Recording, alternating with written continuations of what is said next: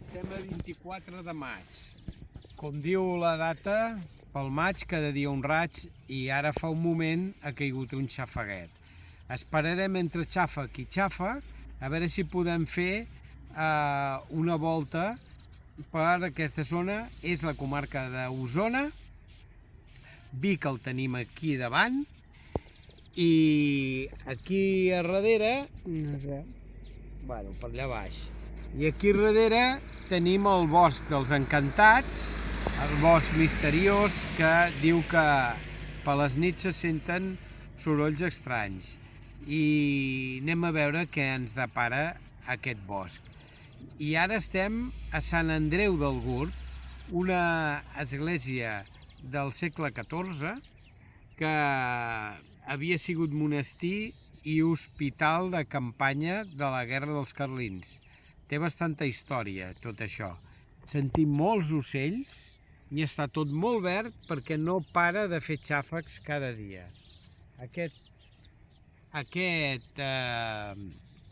Aquesta primavera és típica, no atípica. Si tenim temps, anirem fins allà dalt, que no sé si potser amb el zoom podràs veure una creueta, que és la creu que hi ha al turó del castell de Gurb, que no hi ha castell, però que hi havia hagut castell, i ara hi ha una creu. És una elevació de menys de 1.000 metres, però tenim un bon desnivell. Si no plou ho farem, segur, però si plou potser tenim que fer marxa enrere perquè acabarà calant-se, no anem amb capellines, només portem un petit cangur, i si això ens protegeix hi anirem. Si no, farem mitja volta i cap avall. Estem en el camí Castell de Gurb. Aquí hi va haver-hi un grup d'excursionisme que es diu Amics del Castell, que van fer tota una sèrie de pseudopanells esculpits amb troncs i que anirem seguint. Nosaltres ara estem aquí i tenim que anar cap a la Creu del Castell. Mireu quin bosquet més bonic. I el terra no està massa enfangat. I està començant a ploure. Això és un codonyer, una figuera. Aquí representa una cigonya.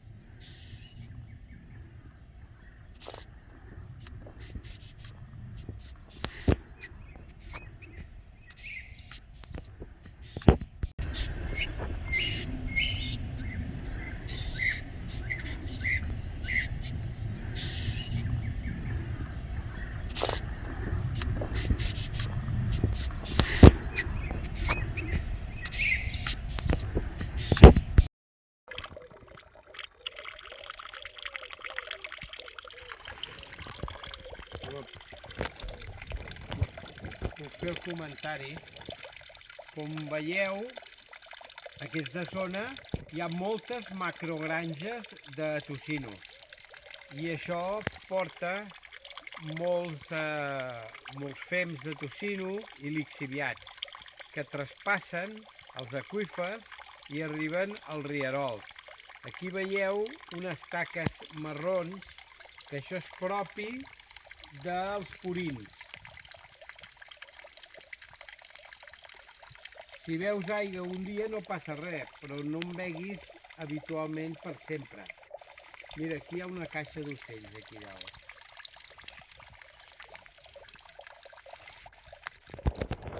Segueix plovent i plou bastant, No sé si a la imatge ho captarà, però està plovent força, Sí que es veu, sí. I pretens anar allà dalt, oi? Allà, que ja es veu la creu. Si no, és que tindrem que tornar un altre dia. Bueno, Sap greu.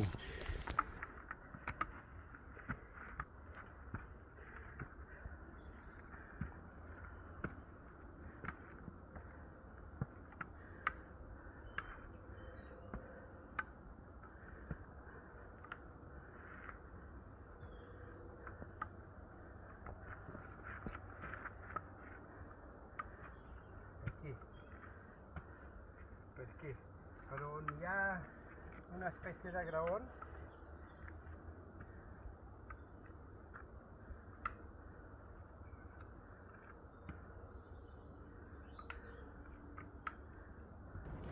Bueno, estem a la creu de Gurb. Són uns 500 metres de desnivell, molt dret, que es puja tot aquest barranc, es puja directe.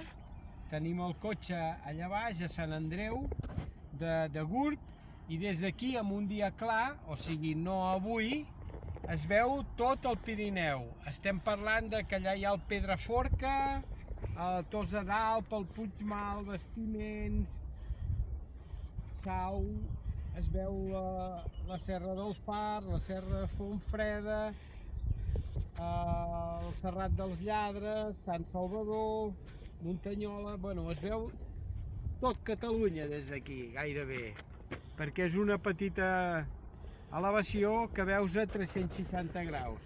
Molt bonic, però el dia no acompanya massa. De totes maneres, ara no plou, ens està respectant això, i això ens anirà molt bé per baixar, perquè és quan pots patinar més. I de moment aquí ho deixem, amb objectiu aconseguit.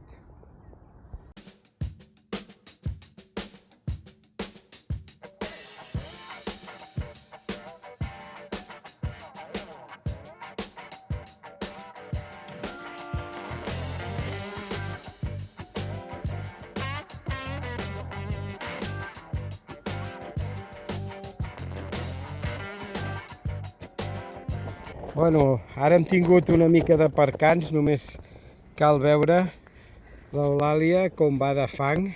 bueno, una mica. Sí, per aquí, perquè he fumut una estirada, he anat avall 3 o 4 metres per aquí, aquest fanguitxar que hi ha, tot aquest tros, no es veu massa el desnivell, però És un tobogan. és un tobogan de fang, per aquí. Bueno, allà dalt és la creu d'on venim, per un torrent enfangat que hem caigut tots dos. Jo una vegada, la germana dos, ja m'ha dit que no li porti més en llocs com aquests. I que si d'ara en endavant hem de fer-ne gaires, que plega. O sigui que jo ja ara, des d'aquí faig una proclama, algú que tingui una mica d'idea de vídeo que em pugui acompanyar, perquè si no em quedo sol. Jo no puc caminar, dirigir l'expedició i filmar. Té que haver-hi un altre que vagi filmant. Ella ja ho muntarà, farà treball de laboratori, però amb aquests merders que no li fiqui més, perquè ha baixat un tros de culp, perquè no hi havia manera de posar-se dreta, perquè no tenia apoyo als peus, etc etc. O sigui que m'ha advertit seriosament.